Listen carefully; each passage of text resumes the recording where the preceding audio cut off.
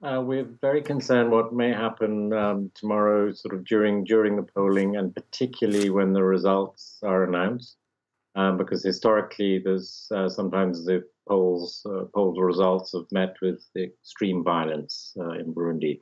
So we're very concerned about that, and we hope the authorities do their utmost to make sure that doesn't happen. So do you believe that there can be a positive outcome to the vote either way? It's going to be it's very tense already, and it's going to remain very tense. As you rightly say, is hugely controversial, and the country is so divided. So the atmosphere is really dangerous. I mean, this is a country with a long historical record of extreme violence and killings on a huge scale, and there's been a steady stream of serious human rights violations over the past 3 years. So there's a real risk that tomorrow and the following days and weeks, things could explode. And so we really urge both sides, the government and the opposition, to show maximum restraint and some responsibility to try and ensure that doesn't happen, because there will be no winners if that happens.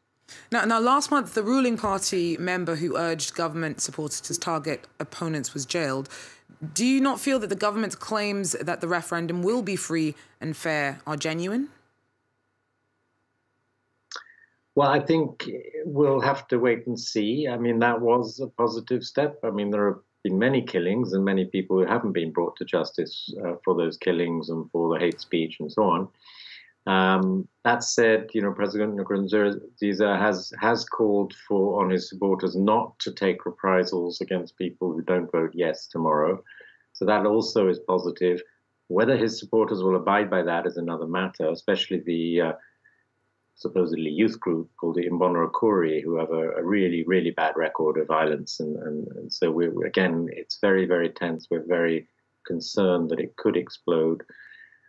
Clearly some effort on the part of the government to make sure it doesn't happen, but they need to do a maximum effort, and the opposition as well, because the explosion could start on either side.